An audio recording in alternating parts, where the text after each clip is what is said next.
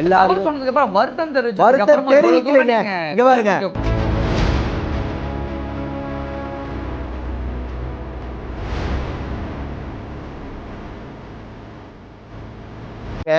காமராஜருக்கு சதா நாடாருடைய அமைப்புகள், சதா நாடார் போன்றவர்கள் ஏன் களங்கம் கற்பிக்கிறது?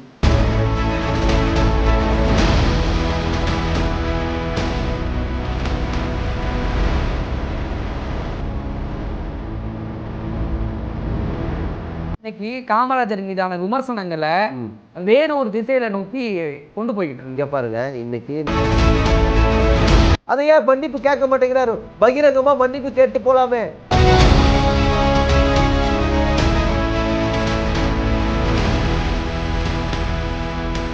காங்கிரஸ்காரங்களோ திராவிட முன்னேற்ற கழகமோ திருச்சி சிவா மீது எந்த ஒரு நடவடிக்கை எடுக்கல.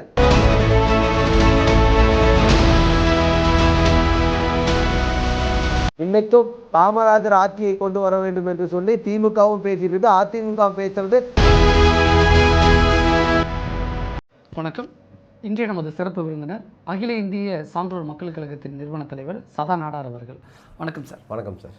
பெருந்தலைவர் காமராஜர் தன்னுடைய கடைசி காலத்தில் குளிர்சாதன பெட்டி பயன்படுத்தினார் அப்படின்னு பேசின விஷயம் பெரிய அளவில் சர்ச்சையை ஏற்படுத்துச்சு. ஆனால் அதற்காக திருச்சி சிவா பகிரங்கமாக மன்னிப்பு கேட்டுட்டார், வருத்தம் தெரிவிச்சிட்டார். ஆனாலும் ஏன் விடாம அவரை சண்டைக்கு இழுத்துக்கிட்டே இருக்கு? நான் என்ன கேட்கறேன்னா, அவர் இங்க பகிரமா எங்க மன்னிப்பு கேட்டாரு? அவர் ஒரு விளக்கம் தெரிவிச்சார். வருத்தம் தெரிவிக்கல, மன்னிப்பும் கேட்கல, வருத்தமும் தெரிவிக்கல, அதுக்கு ஒரு விளக்கத்தை கொடுத்தார். நான் வந்து இவர் கலைஞர் அவர்கள் பேசியதை எங்ககிட்ட சொன்னதை நான் இந்த பொது வழியில் பேசுகிறேன், இதை பெரிய விவாத பொருளாக ஆக்க வேண்டாம், இதுக்கு ஒரு முற்றுப்புள்ளி வைக்கணும் அப்படிங்கிற மாதிரி தான் சொல்லுவேன். அதுக்கு பதிலாக பகிரங்கமாக நான் பேசின தவறு தான் சொல்லிட்டு போகலாமே. அப்போ அவர் மன்னிப்பு கேட்கலைனாவே அது உண்மையாலுமே அவர் உண்மையாக பேசப்பட்டது உண்மைன்னு ஆயிடுது இல்லையா? அதை அவர் பேசக்கூடாதுல்ல. ஆனால் திமுகவில் ஒரு முதிர்ந்த தலைவர் அப்படி பேசி இருக்கக்கூடாது பெருந்தலைவர் பற்றி, அது எந்த மாற்று கருத்தும் இல்லை.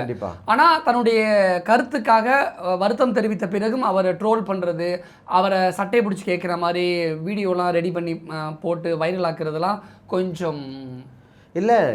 வருத்தம் தெரிவிக்கலையே, மன்னிப்பு கேட்டிருக்கணும். அவர் மன்னிப்பும் கேட்கவும் கிடையாது. அதே சமயத்தில் திராவிட முன்னேற்ற கழகமும் எந்த நடவடிக்கையும் எடுக்கலை. மாண்புமிகு முதல்வர் அவர்கள் அவரோட ட்விட் பக்கத்தில் போடும்போது கூட இந்த ஒரு விவாத பொருளாக்க வேண்டாம், இந்த மாதிரி விவாதங்களை தவிர்த்தரலாம், காமராஜர் ஐயாவோட ஆட்சியை வழிமுறைப்படுத்துவோம் அப்படிங்கிற மாதிரி தான் அவர் ட்வீட் பண்ணியிருக்காரு ஒழிய இது பெருசாக ஒன்றும் வந்து காங்கிரஸோ திமுக அரசோ பெரிய அளவில் எடுத்துகிட்டு போகல. அனைத்து நாடார் சங்கங்கள் மட்டும்தான் அதிகப்படியான போராட்டங்களை முன்னெடுக்கிறோம். திருப்பூரில் கூட மிகப்பெரிய ஒரு அறப்போராட்டத்தை முன்னெடுத்தோம், சென்னையில் நடந்துச்சு. ஆனால் காங்கிரஸ்காரங்களோ திராவிட முன்னேற்ற கழகமோ திருச்சி சிவா மீது எந்த ஒரு நடவடிக்கையும் எடுக்கலை. அதுதான் உண்மை. அதனால தான் நீங்கள் சொல்கிறது தவறான குற்றச்சாட்டு. காங்கிரஸ்காரர்கள் நிறைய கடுமையான எதிர்வினை ஆற்றினார். ஒரே ஒருத்தர் வேலுச்சாமி, திருச்சி வேலுச்சாமி அவர்கள் செய்தி தொடர்பாளர், அவர் மட்டும்தான் கடுமையான வார்த்தைகள் பயன்படுத்தியிருக்காரு. ஜோதிமணி அவர்கள் பேசினாங்க, இல்லைன்னு சொல்லல. முதல் ஆளா கல்லறிந்தார். நான் என்ன கேட்கறேன்னா, அது போதுமானதான்னு கேட்கிறேன். காமராஜர் ஐயா அவர்கள் காங்கிரஸுக்காக எப்படி உழைத்தார், தமிழ் மக்களுக்காக எப்படி வாழ்க்கையை வாழ்ந்தார், எளிமையாக வாழ்ந்தவர். இன்னைக்கும் காமராஜர் ஆட்சியை கொண்டு வர வேண்டும் என்று சொல்லி திமுகவும் பேசிட்டு இருக்கு, அதிமுக பேசுறது ஜெயலலிதா ஆட்சியை கொண்டு வரணும்னு பேசுறாங்க. ஆனா ஒரு ஜேர்னலிஸ்டா என்ன ஒரு கேள்வி அப்படின்னா, ஜோதிமணி வேலுச்சாமி போன்றவர்கள்லாம் காங்கிரஸ்ல இருக்காங்க, காங்கிரஸ்ல இருக்கிறதுனால அல்லது காமராஜர் மீதான ஒரு காதல்னால பெருசா எதிர்ப்பு தெரிவிக்கிறாங்க. ஆனா சதா நாடார் போன்றவர்கள் மலைக்கு மட்டும் பள்ளிக்கூடம் பக்கம் ஒதுங்குற மாதிரி சதா நாடார் போன்றவர்கள் மட்டும் அப்பைக்கப்ப மட்டும் வந்து எதிர்ப்பு தெரிவிச்சுட்டு போறீங்க கிடையாது. இன்னைக்கு நேற்று நடந்த ஆர்ப்பாட்டத்தில் என் சங்க நிர்வாகிகள் சமையல சான்றோர் மக்கள் கழகம் சார்பாக எங்கள் ஒருங்கிணைப்பாளர் ஜெகன் நாடார், பாலா நாடார்லாம் அதில் அந்த ஆர்ப்பாட்டத்தில் கலந்துக்கிட்டாங்க. மிகப்பெரிய 1000 பேர் சேர்த்து அந்த போராட்டத்தை முன்னெடுத்தாங்க. இன்னைக்கு காமராஜர் ஐயா அவர்களுக்கு ஏதாவது ஒரு பிரச்சனை என்று சொன்னால் நாங்கள் களத்தில் நிற்கிறோம். 123வது பிறந்தநாள் விழா இந்த 2 நாட்களுக்கு முன்பு திருப்பூரில் கொண்டாடப்பட்டது. அதுக்கு ஊர்வலமாகவோ இந்த ட்ரம்ஸ் அடிப்பதற்கோ ஐயாவுக்கு மலர்தூவி அஞ்சலி செலுத்துவதற்கோ எந்த ஒரு புகழஞ்சலி செலுத்துவதற்கோ எதுக்குமே இந்த திருப்பூர் காவல்துறை எங்களுக்கு அனுமதி மறுக்கப்பட்டது. அந்த அனுமதியை மீறி மிகப்பெரிய போராட்டம் பண்ணி தான் ஃபங்க்ஷனே முடித்தோம். நடுநிலையா செயல்படக்கூடியவர்கள் என்ன சொல்றாங்கன்னா, திருச்சி சுபா உணர்ச்சி வசப்பட்டு பேசிட்டாரு, வருத்தம் தெரிவிச்சிட்டாரு. ஆனா சதநாடர் போன்ற சில ஜாதிய அமைப்புகள்லாம் எதிர்ப்பு தெரிவிக்கிறங்கிற பேர்ல இந்த விஷயத்தை பெருசா ஆக்கி அதன் மூலமா மாற்று கருத்து இருக்குல்ல பெருந்தலைவர் காமராஜர் மீதான ஒரு சில மாற்று கருத்துகள் அது அதாவது நேர் எதிர்ப்புன்னு சொல்லிட முடியாது. ஆனால் விவாதத்திற்கு எடுத்துக்கொள்ளக்கூடிய விஷயங்கள் இருக்கும்ல, அதெல்லாம் இன்னைக்கு பேசும் பொருளாக வெளியில் எடுத்து விட்டுட்டாங்க. இன்னைக்கு இதனால காமராஜருக்கு களங்கம் தான் அப்படிங்கிற மாதிரியான விஷயங்கள்லாம் பேசுறாங்களே. ஏன் காமராஜருக்கு சதா நாடாருடைய அமைப்புகள், சதா நாடார் போன்றவர்கள் ஏன் களங்கம் கற்பிக்க வேண்டும்? நான் என்னங்கிறேன்னா, அவர் பேசுனதே களங்கம் ஏற்படுத்தும் விதமாக தான் இருக்குன்னு உண்மையை சொல்லுங்க. அதுதான் காமராஜர் அவர்கள் கடைசி காலங்களில் குளிர்சாதன வசதி ஏத்துக்கலையா? அப்போ அவர் உபயோகப்படுத்தினார்னு சொல்றீங்களா? அப்படி பார்த்தா ஒரு நிமிஷம் கேட்கல. கடைசி காலங்களில் அவருடைய உடல்நிலை ஒத்துக்கொள்ளாத பொழுது, படுத்த படுக்கையாக இருந்த பொழுது அப்படிங்கிற மாதிரி தான் குறிப்பிட்டு நான் என்ன கேட்குறேன், அத்தியாவசியக்கு மருந்து போகிறதுக்கும் மேக்கப் போகிறதுக்கும் வித்தியாசம் இருக்குது. அத்தியாவசிய மருந்துக்கு தேவைப்படுது, நான் உபயோகப்படுத்தி தான் ஆகணும். அதே சமயத்தில் அவர் திருச்சி சிவா சொன்னது ஆடம்பர வாழ்க்கையை வாழ்ந்தாருங்கிற தோரணையில் தான் அவர் சொல்றாரு. இல்லை இல்லை சொன்னது அப்படிதாங்க சொல்றாரு. கலைஞர் அவர்கள் வந்து அவரோட வாகனத்தில் பயணிக்கும் பொழுது இவர் ஏசி வந்து குளிர்சாதனம் வேணும் அப்படின்னு சொல்லி அனைத்து இடத்துலையும் பயணிகர் மாளிகையில் அனைத்து இடத்துலையும் ஏசி போட்டதாகவும் அதுக்கு காமராஜர் ஐயா வந்து ஒருவர் மூலமாக தூது அனுப்பினதாகவும் சொல்கிறாங்க. ஆனால் அது தவறுங்கிற. கலைஞர் சொன்னது அது இவர்கிட்ட சொன்னதுன்னு சொன்னதே தப்பு. 1986 கலைஞர் அவர்கள் ஒரு திருமணத்திற்கு போகிறாரு. அந்த திருமணத்தில் இந்த மாதிரி வார்த்தைகள் பேசுகிறாரு. அந்த வீடியோவை திருச்சி சிவா பார்த்துட்டு அந்த வீடியோவில் இருக்கிறத ஒரு ஸ்கிரிப்ட் மாதிரி ரெடி பண்ணி இவர் பேசுகிறார். திருச்சி சிவா இன்னைக்கு தானே பேசினாரு. ஆனா பல ஆண்டுகளுக்கு முன்னாடியே காமராஜர் மக்கள் இயக்கத்தின் தலைவர் தமிழருவி மணியன் அவர்கள் இதே கருத்தை பேசியிருக்காரு. சரி, பெருந்தலைவர் காமராஜர் தன்னுடைய கடைசி காலங்களில் குளிர்சாதன வசதி அனுபவித்தார் அப்படின்னு பேசியிருக்காரு. அப்போது ஏன் நீங்க எதிர்ப்பு தெரிவிக்கல? இல்லைங்க, அவரும் இல்லை அப்படி கிடையாது. நான் என்ன சொல்றேன்னா அதுதான் சொல்றேன். தன்னோட தேவை இப்போ ஐசியூவில் போய் ஒருத்தர் அட்மிட் பண்ணுறாங்கன்னா அங்கே குளிர்சாதனத்தோட எல்லா வசதிகளோட தான் இருக்கும். ஒரு சிலருக்கு வந்து உடல் ஒத்துழைப்பு நீங்கள் சொல்கிறீங்களா உடல் ஒரு நிமிஷம். ஆனால் அதைத்தான் சொல்கிறேன், நீங்கள் வந்து ஆடம்பரமான வாழ்க்கை வாழ்ந்துங்கிற தோரணை ஒருத்தர் ஐயான்னு கூப்பிட்றங்க என்னையா அப்படின்னு சொல்கிறது வித்தியாசம் இருக்குல்ல. அந்த மாதிரி தான் சொல்கிறேன். நீங்கள் ஆடம்பரமான வாழ்க்கை வாழ்ந்தார் இவர் கருணாநிதி அவர்களோட கையை பிடிச்சிக்கிட்டு இந்த ஜனநாயகத்தை இந்த மக்களை நீங்கள் தான் காப்பாற்றணும்னு கடைசி காலத்தில் எமர்ஜென்சி காலத்தில் ஐயா காமராஜர் ஐயா கையை பிடிச்சி அழுதாருன்னு சொன்னதெல்லாம் எப்படி ஏற்றுக்க முடியுங்கிற நான் தமிழர் மணியன் சொன்னதை ஏற்றுக்கிட்டாங்களே. காமராஜர் மக்கள் இயக்கத்தின் தலைவர் தானே தமிழர். அதைத்தான் சொல்ற விதம் ஒன்று இருக்கு. அவர் கடைசி காலகட்டம் இப்படி இருந்துச்சு. இதனால எதிர்ப்பு தெரிவிச்சதுனால அவர் சொகுசான கார்ல கிஃப்ட் வாங்கி அந்த பயன்படுத்தினாரு. அப்புறம் மொழி கொள்கைக்கு எதிராக இருந்தாரு. மாநில எல்லைகள் பிரிக்கும் பொழுது தமிழ்நாட்டுக்கு எதிர்ப்பு தெரிவிச்சதுனால விஷயங்கள் எல்லாம் விவாத பொருளா இன்னைக்கு மாற்றப்பட்டிருக்கு. ஏன் காமராஜர் மீது சர்ச்சை நீங்களே உண்டாக்கி நீங்களே காமராஜருக்கு சரி அப்புறம் இதெல்லாம் இவர் இப்ப என்ன வேணா பேசிட்டு போலாம், கடந்து போயிடணுமா? நான் கேட்கிறேன், இவர் இப்படி இந்த மாதிரி காமராஜரை பற்றி அவதூறு பேசுறாரு. ஒரு ஆள் என்றானே இளைய காமராஜருங்கிறான். இது வாழும் காமராஜர் ஒரு குரூப் சுத்தி தெரியுது. இல்ல இல்ல யாரு பேரை குறிப்பிடல, பேரை சொல்றேன் நான். இப்ப நான் பேரை சொல்றேன், நீங்க தான் சொல்றீங்க. இப்போ ஒரு சரி அப்ப வாழும் காமராஜர் சொல்லிட்டு தெரியுதா? விஜய் இல்ல யாரா இருந்தாலும் அவன் வேண்டாம். எங்க நான் என்ன சொல்றேன்னா இங்க பாருங்க, நாங்க காமராஜரை நீங்க அப்படி பேசும்பொழுது நாங்கள் அப்படி பேசத்தான் செய்வோம், ஒருமையில தான் பேசுவோம். நீங்க வந்து சரியான முறையில் பேசியிருக்கோம். இளைய காமராஜர் சொல்றதுல இளைய காமராஜர் அது இளைய காமராஜரா வாழ்ந்திருக்கணும். இளைய காமராஜரை போன்ற வாழ்ந்தவர் அதை சொல்லல. வாழ்ந்தவர் யாரு வாழ்ந்தா? விஜய் சொன்னாரா தன்னைத்தானே நான் வந்து ஸ்கிரிப்ட் எழுதி அல்லது விஜயை விரும்பக்கூடியவர்கள் தானே இளைய காமராஜர் அப்படின்னு சொல்றாங்க. மறுக்கணும்ல, மறுக்கலையே, அமைதியாத்தான முறையில் நின்னாரு. அதுக்கப்புறம் நாங்களே எதிர்ப்பு தெரிவிச்சதுக்கு அப்புறம் மறுத்தது அது வேற. அதே விஜய் தான் அடுத்த எம்ஜிஆர்னு சொல்றாங்க. அதுக்கு கூட தான் விஜய் மறுப்பு தெரிவிக்கல. அதுக்காக அதிமுக எம்ஜிஆர் இருக்க வாய்ப்பு இருக்கு, ஒரு விதத்துல எம்ஜிஆர் இருக்க வாய்ப்பு இருக்கு. எப்படி சொல்றீங்க? எப்படி எம்ஜிஆர் அரசியல முதலமைச்சராக இருந்தா அடுத்தது யாருக்கிட்ட வந்துச்சு? யார்கிட்ட வந்துச்சு? ஜெயலலிதா மாட்ட வந்துச்சு. அப்ப அதன் மூலமா இப்ப நீங்க என்ன சொல்ல வரீங்க? விஜய் அவர்கள் அடுத்தது 2031 2036 வாய்ப்பு கம்மி இருந்தாலும் இல்ல இருந்தாலும் வாய்ப்பு கம்மியாக இருந்தாலும் கூட அவரோட ஆசை என்னவா இருக்குங்கிறத நான் சொல்லவே இல்லை. நீங்க தான் வந்து ஜெர்னலிஸ்ட், உங்களுக்கு தெரியாம இருக்குமா? அதுதான் உங்களுக்கு தெரியும்ல, நான் சொல்றேன். எனக்கு தெரியாது, நீங்க சொல்லுங்க. விஜய் அவர்கள் அடுத்தது யாரு கூட இருப்பாரு என்னங்கிறது எங்களுக்கு தெரியும். ஏங்க உங்களுக்கு எம்ஜிஆர் அவரு ஜெயலலிதா கட்சி ஒப்படைச்சிட்டு போனது மாதிரியும் விஜய் இன்னொரு நடிகைகிட்ட ஒப்படைச்சிட்டு போன மாதிரி நீங்க பேசுறீங்க. விஜய் ஒப்படைப்பார், 2031 ஒப்படைப்பார், ஏன் கண்டிப்பா ஒப்படைப்பார். இன்னைக்கு அரசியலுக்கு வராமல் இருக்கலாம், இன்னும் ஒரு லீகலா வந்து ஒய்ஃபுக்கு சேர வேண்டியதெல்லாம் சேர்த்து எல்லாம் கொடுத்துட்டு அப்புறம் அஃபீஷியலாக அறிவிப்பாங்க, கவலைப்படாமல் காத்துருங்க. நீங்க ஏதோ நடிகை விஜயை ஏதோ நடிகையோட சேர்த்து வச்சு இக்கு வச்சு பேசுறீங்க. இல்ல ஆனா அது யாரு என்னன்னு புரிஞ்சுக்க முடியல. உங்களுக்கு புரியாதா? தெரியாம இருக்குமா? உலகத்துக்கே தெரியும், தமிழ்நாடு முழுவதும் தெரியும் யாரு கூட இப்ப வாழ்ந்துட்டு இருக்காங்கிறது வந்து எல்லாரும் தெரியும். அவரோட தனிப்பட்ட வாழ்க்கை வேண்டாம், அது தனிப்பட்ட வாழ்க்கை. அரசியல் வர போறாங்கங்கற தமிழக வெற்றிகளை தான் அந்த நடிகைட்ட ஒப்படைச்சு பல வருடத்திற்கு முன்னாடி தான் வருங்கால தமிழக முதலமைச்சர் மாதிரி நீங்க பேசிட்டு பல வருடத்திற்கு முன்னாடி 15 வருஷத்துக்கு முன்னாடி அந்த நடிகை வந்து ஒரு பேட்டியில வந்து, அது சன் டிவியோட பேட்டியில வந்து, எனக்கு வந்து ஆசை இருக்கு சிஎம் ஆகணும் அப்படிங்கிற ஆசை இருக்குங்க. அந்த ஆசையை விஜய் அவர்கள் நிறைவேற்ற தயாராயிட்டார். சன் டிவியில் பேட்டி கொடுத்த நடிகை 10 வருஷத்துக்கு முன்னாடி பேட்டி கொடுத்தா யார் அந்த நடிகை? அது உங்களுக்கு தெரியும், தெரியாம இருக்கும். பேட்டியில பார்க்கலையா? ஆசை இருக்கக்கூடிய திரிஷான்னு ஒரு நடிகை சொல்லியிருந்தாங்க. ஓப்பனாக சொல்கிறேன், திரிஷான்னு ஒரு நடிகை சொல்லியிருந்தாங்க. அந்த நடிகை முதலமைச்சர் ஆக்குவதற்கு ஏற்பாடுகள் சிறப்பான முறையில் காய் நகர்த்தி கொண்டு போயிட்டு இருக்காரு. என்னன்னா லீகலாக ஒரு சில விஷயங்கள் வந்து சங்கீதாக்கு செட்டில்மெண்ட் பண்ண வேண்டியது இருக்குது. அதெல்லாம் முடிச்சதுக்கப்புறம் அவர் வருவார், கண்டிப்பா காத்துருங்க. அந்நியார் வருவார். இல்ல நீங்க ஏதோ பிரச்சனை உண்டு பண்றீங்க. பிரச்சனையில உண்டு பண்ணலைங்க, வெளிச்ச பட்ட பகல் மாதிரி என்னமோ சொல்ல வெளிச்சம் போட்டு காமிச்சிட்டாரு. அவரு என்ன வெளிச்சம் போட்டு காமிச்சாருங்க? அவரு ஒரு நாய்க்குட்டியை தூக்கி கொஞ்சினார், அவ்வளவுதானே.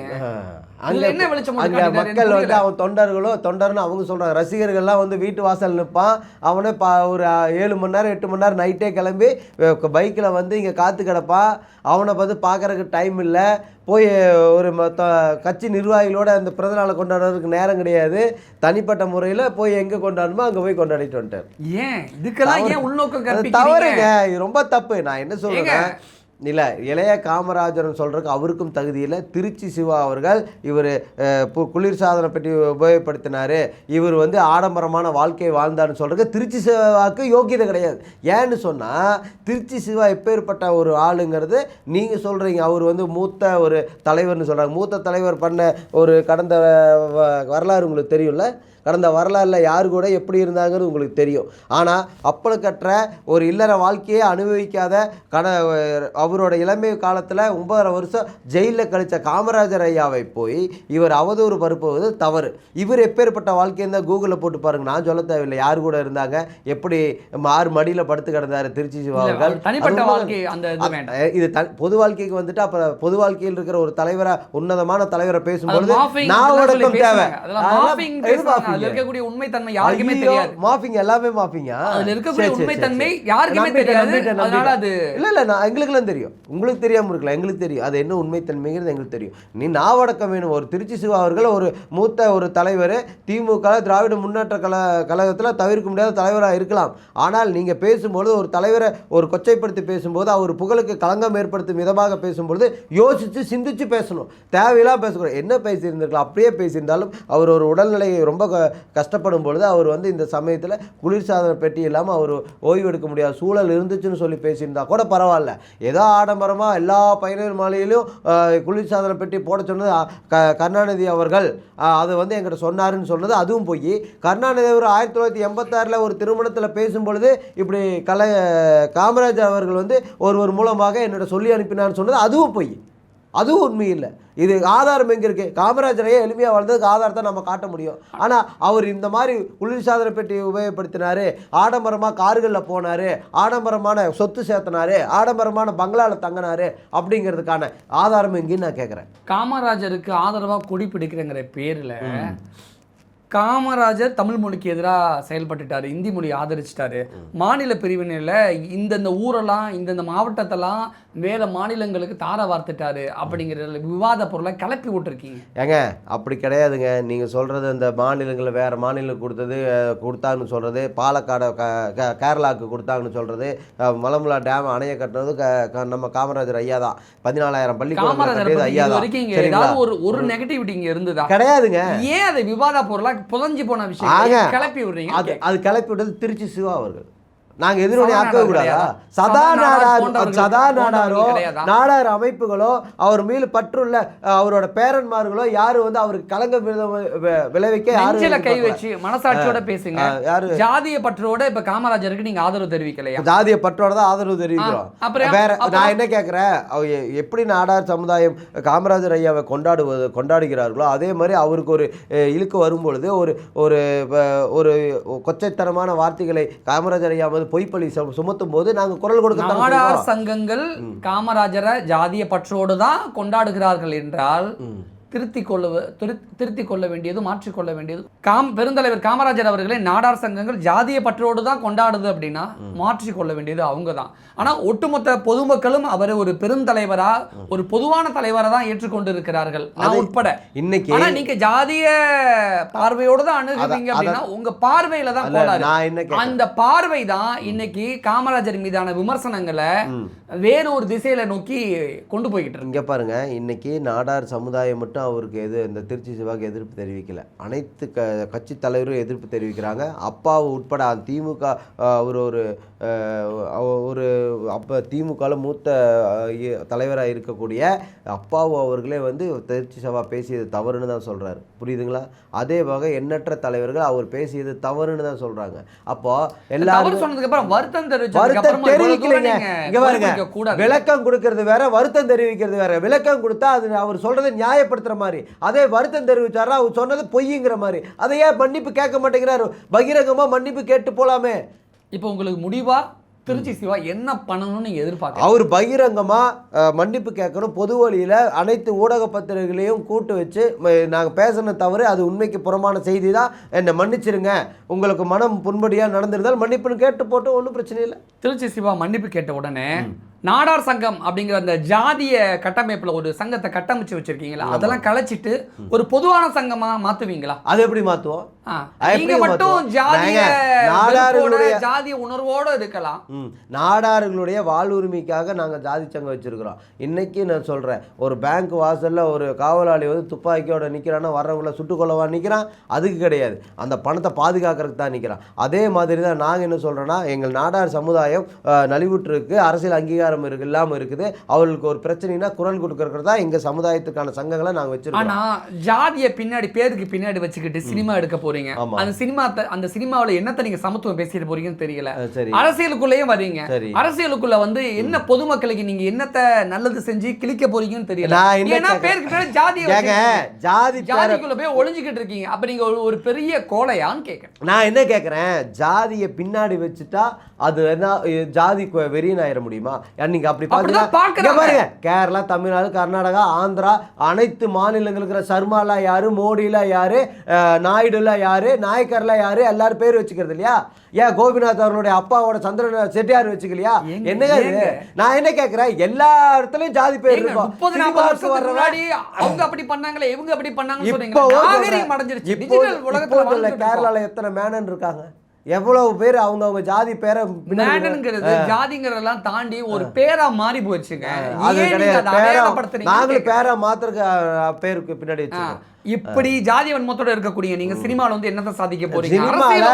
ஜாதி பேரை வச்சுக்கிட்டு சமுதாய ஒற்றுமைக்காக படம் எடுக்க போறோம் தான் நாங்க ஒரு படம் எடுத்துட்டோம், அடுத்த படம் ஷூட்டிங் போயிட்டு இருக்கு, அதுக்கு அடுத்த படங்கள்ல பாத்தீங்கன்னா நீங்க தெரியும். அப்ப நாடாரை தாண்டி அந்த படத்தை வேற எந்த கம்யூனிட்டி அனைவரும் பாக்குற அளவுக்கு தான் எடுப்போம்.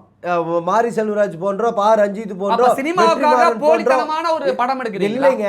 இந்த மாதிரி ஜாதி வெறி பிடிச்ச மாதிரிலாம் நாங்க படம் எடுக்க மாட்டோம். ரஞ்சித் போன்றோம் ஜாதி வெறி பிடிச்ச மாதிரி படம் எடுக்க மாட்டீங்க. ஆனா நிஜ வாழ்க்கையில ஜாதி வெறி பிடிச்ச மாதிரி கிடையாதுங்க. நான் இன்னைக்கு அனைவரையும் அரவணைச்சு போறதா கொங்கு மண்டலத்துல எல்லாரும் கூட எனக்குமா பழகுறோம். ஆனா எங்களோட வாழ்வுரிமை பிரச்சனைகளுக்காக குரல் கொடுப்பதற்காக எங்க ஜாதி சங்கங்கள் நடைபெற்று கொண்டிருக்கிறது, அவ்வளவுதான். ஜாதி சங்கங்களே கூடாது அப்படிங்கிறது தான் வலிமையான குரலாக நாங்கள் முன்வைக்கிறோம். சரி, இந்த அரசியல் இப்போ நடந்துட்டு இருக்கிற அரசியலில் சாதிகள் பார்த்து தான் பொறுப்புகள் வழங்கப்படுது. அதே போல் ஒரு பள்ளிக்கூடங்கள்லையோ ஒரு இடஒதுக்கீடு பிரச்சனைகளையோ எந்த ஒரு விஷயமாக இருந்தாலும் ஜாதி அடிப்படையில் தான் போயிட்டுருக்காங்க. அதுக்காக நாங்கள் ஒரு ஜாதியில் மெஜாரிட்டியாக இருக்கிறோம் அப்படிங்கிறத காமிக்கிறதுக்காக நாங்கள் ஜாதி சங்கங்கள் வச்சு வழி நடத்திட்டுருக்குறோம், அவ்வளோதான். இதுக்கும் ஜாதி வெறியன்னு சொல்கிற நீங்களும் அது மாதிரி அந்த மைண்ட் செட்லேயோ அந்த ஒரு கோணத்துலேயோ நாங்கள் பயணிக்கலை. முழுக்க முழுக்க எங்கள் வாழ்வுரிமை பிரச்சனைகளுக்காக நாங்கள் களத்தில் நிற்கிறோம். ஜாதி சங்கமம் ஜாதி சங்கமம் செயல்படுவது உங்களுடைய தனிப்பட்ட உரிமை. ஆனால் பெருந்தலைவர் காமராஜர் போன்ற பொதுவான தலைவர்களை ஜாதி அடையாளத்தோடு பார்க்க வேண்டாம் அப்படிங்கிற கோரிக்கையை முன்வைத்து நிறைய விஷயம் எங்க கூட ஷேர் பண்ணிக்கிட்டீங்க. மிக்க நன்றி. நன்றி.